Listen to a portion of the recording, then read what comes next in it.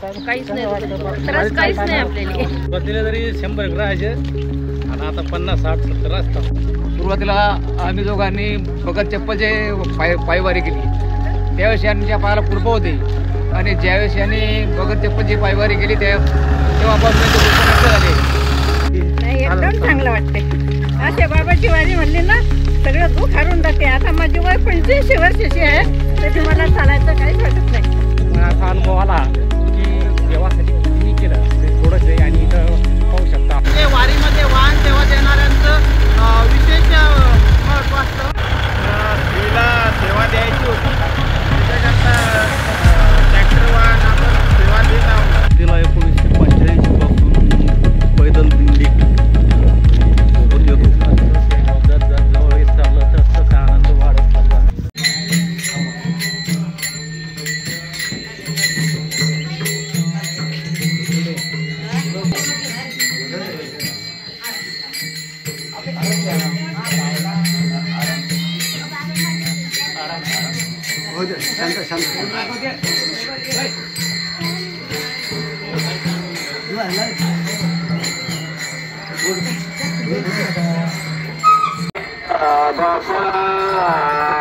म्हणे हरीच्या दासा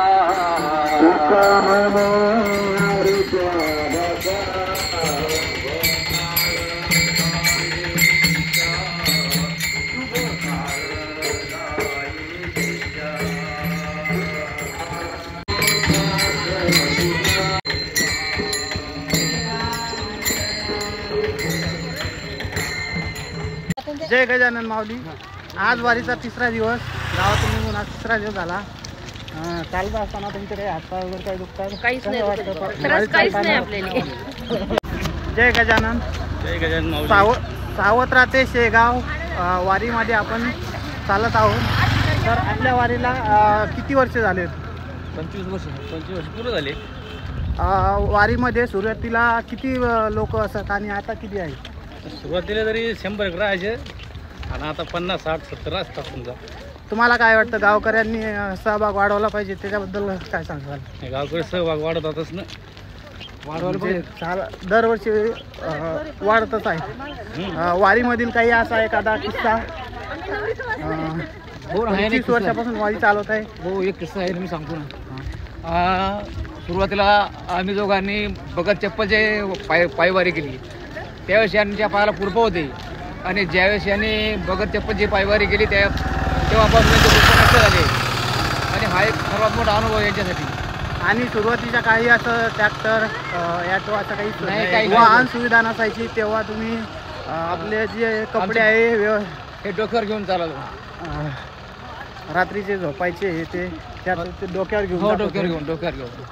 तरी साधारण कितीचा काळ होता तो असेल तरी समजा 90-95 झाला.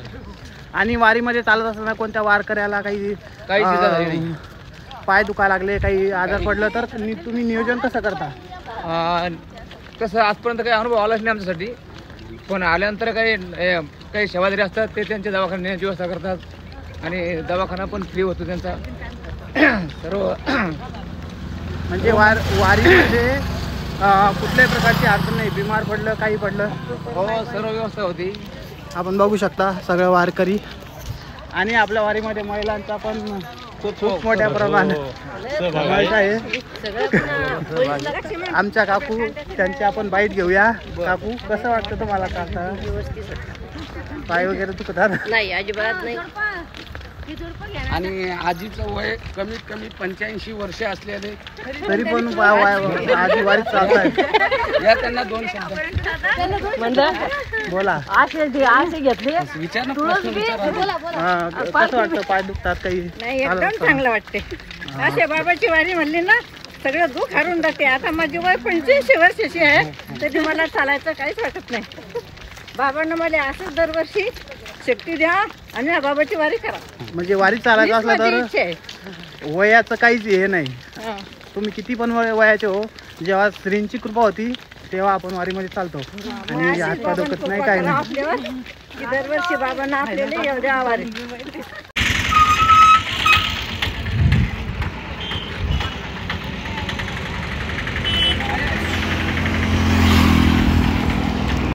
जय गजानन माऊली. जय गजानन माऊली.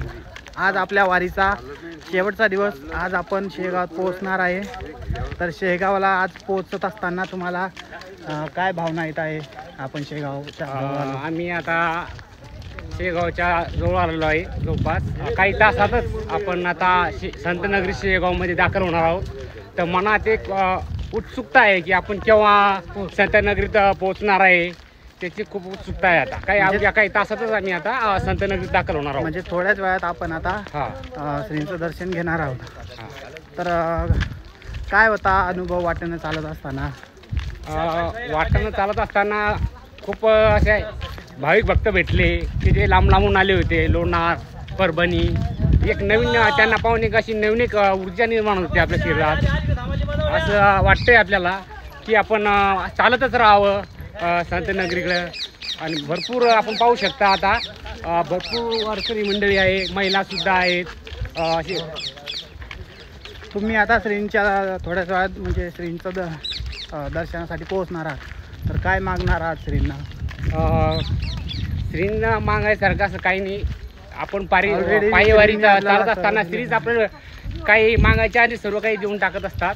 याचा अनुभव आपण पांढरी वारीत घेऊ शकता. माझे मित्र किशोर निकस हे तुम्हाला वारीविषयी काही आजच्या प्रवासाबद्दल सांगतील. तर आजचा रात्रीचा प्रवास कुठे होता? रात्रीचा प्रवास आमचा पिंपरी गोळीला होता. आणि इथं आता आपण पिंपराळाला इथं पोहोचतच आहे. अवघ्या 5-10 मिनिटात आता इथं एका भक्ताकडून नाश्त्याची फराळ पाण्याची व्यवस्था केलेली आहे. तर मला असा अनुभव आला की देवासाठी कितीही केलं तरी थोडंच आहे. आणि इथं पाहू शकता आपण आता भाविक मंडळी आहे आणि इथं आता नाश्त्याची व्यवस्था आहे. भरपूर व्यवस्था इथं करत आहे श्रींचे भक्त.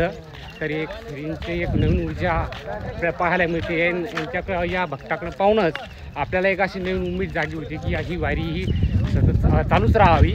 आणि पुढच्या वर्षीसाठी असं वाटते की ही वारी संपूच नाही. आपल्याला थोड्याच वेळात इथं आता पाहू शकता. इथं आता दुपारच्या मुक्कामावर आपण पोहोचत आहोत. नाही, दुपारचा मुक्काम आमचा आता हा मुक्काम झाल्याच्या नंतर आहे पिंपराळा तिथं आहे दुपारचा मुक्काम. तर तिथं भेटले. गावोगावी गेल्यानंतर गावातले वारकरी मोठ्या उत्साहात आपला जल्लोषामध्ये आपल्या वारीचं स्वागत करतात. श्रींना मानणारे भक्त खूप आहेत. हा खूप आहेत. शेखनी तर म्हणेन की श्रींचे करोडो भक्त आहेत. आपण जर वारीत आलो, महिमा तसा आहे, ते कार्य तसे करून गेलेले आहेत. श्री गजानन महाराजांचा महिमा असा आहे की भरपूर भक्त आहेत. आणि आपण ते ज्यावेळेस पहिल्या वारीत येऊ त्यावेळेस आपण ते गण गण गणात गण गण गणात गण गण गणात हो गण गण गणात हो गण गण गणात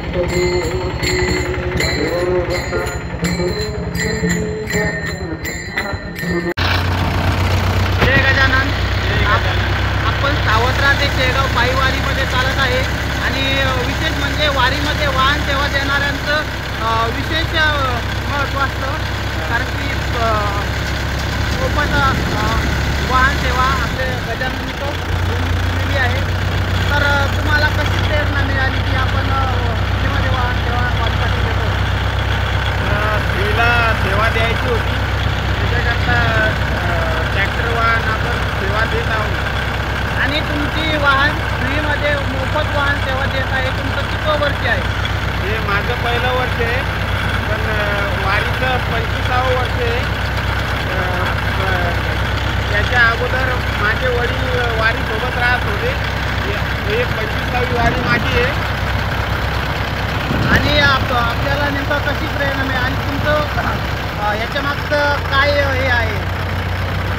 मला भरपूर वर्षापासून सेवा द्यायची होती, पण आज या वारीच्या वेळेस योग आला, त्याच्यामुळे मी वारीला वाहन घेऊन आलो. चला, तर हे होते गजानन निकस यांनी आपल्या सावत्रा ते शेगाव वारीसाठी मोफत वाहन सेवा दिलेली आहे.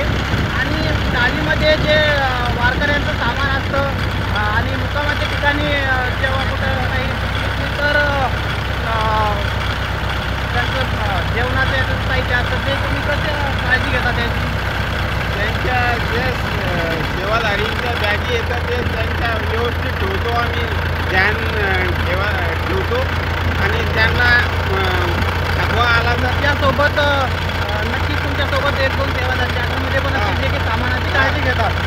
भरपूर सेवाधारी बसवतो आम्ही, ज्यांना थकवा आला ते भरपूर जण बसतात. आणि नक्कीच माझ्यासोबत आहेत पश्चिम निकष वारीमधील कार्यकारी समितीमधील युवा वारकरी, युवा नेतृत्व पश्चिम निकष. तुम्हाला कार्यवाहक म्हणून तुमच्याकडे कोणती जबाबदारी आहे आणि तुम्ही ती कशी पार पाडता? त्यांना काही लागलं तिथं थांबवायची व्यवस्था द्यायची. कोणाला पाणी लागलं, कोणाची बॅग लागली, कोणाची संध्याकाळी बंद्या बॅगी टाकणं, सकाळी काढणं, हे माझ्याकडे असते. आणि वारीमध्ये कोणाला काही अडचण आली, कुणी बीमार पडलं, कोणाचे पाय दुखतात, त्यांना तुम्ही त्यांची सोय कशी करता? त्यांना बिन दवाखान्यात नेणं, त्यांची व्यवस्था घेणं, त्यांना काय दुखते काय नाही विचारपूस करणं, त्यांचं समाधान करणं. चला तर हे होते माझ्यासोबत सचिन निकष आणि वाहन सेवा देणारे आपले गजानन निकष होता. चला, जय गजानन. जय गजानन.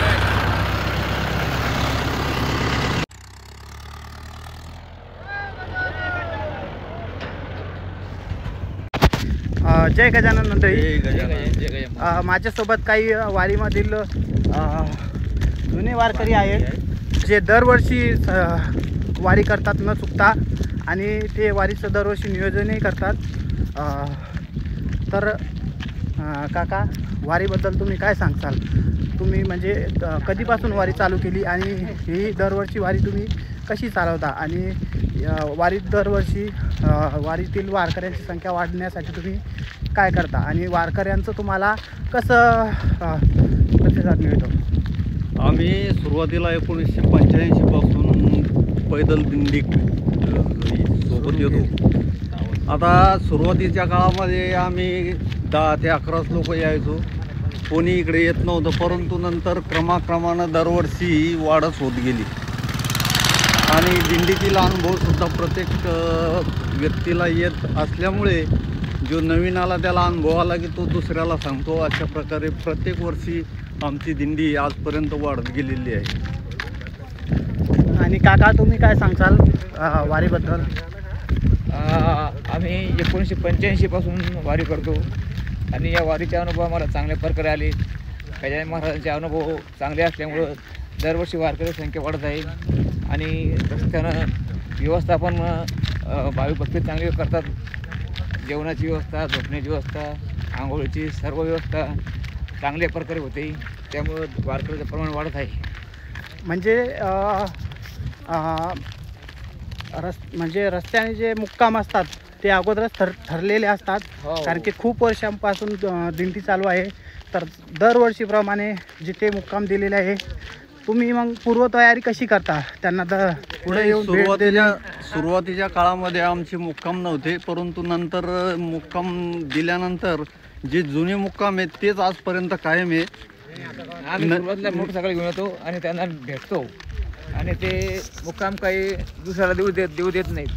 आणि त्यांची इच्छा असते की आमच्याकडे दरवर्षी मुक्काम असा तुमच्याला, आणि बाकीचे लोक भेटतात ते म्हणतात आम्हाला मुक्काम द्या, पण हे मंडळी मुक्काम सोडायला तयार नाही.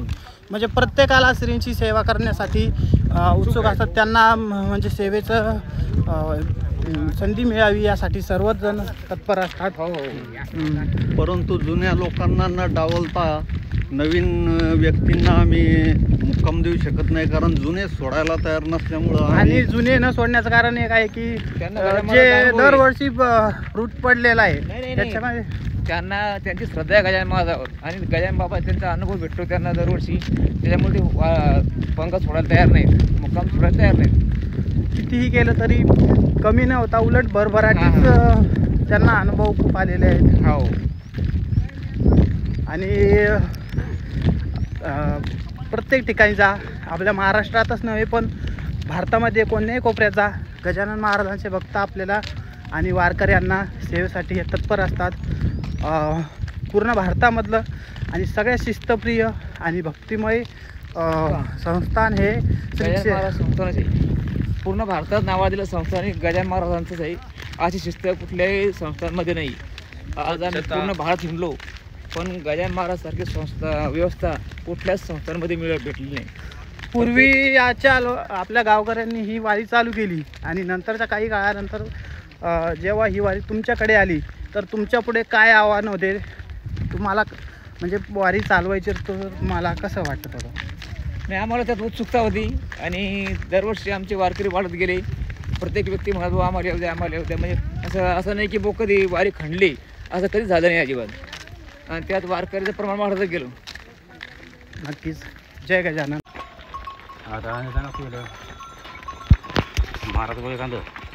माऊली. जय गजानन माऊली.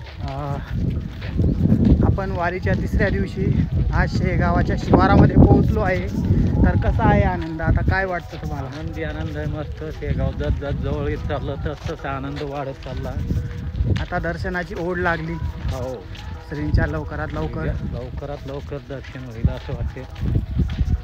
आता लवकरच थोड्या वेळात आपण शेगावात पोहोचणार आहे. हो, 10 मिनिटात आता शेगावात जातो, पोहोचतो. जय गजानन. आता अवघ्या 15-20 मिनिटात आपण संतनगरी शेगावमध्ये पोहोचत आहोत आणि तिथे गेल्याच्यानंतर आपला एक उत्स्फूर्त प्रतिसाद दिसेल भाविकांचा. तिथे गेल्यानंतर हजारो दिंड्या तिथं आपल्याला आनंद सागरमध्ये दिसतील.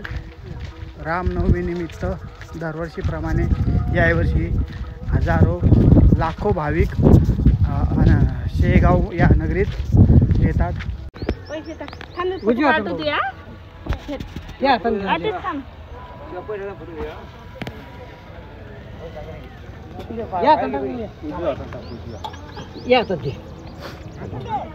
टाकतो बरोबर. टाकवा पेटीत. बापरे, रुपया टाकला हो.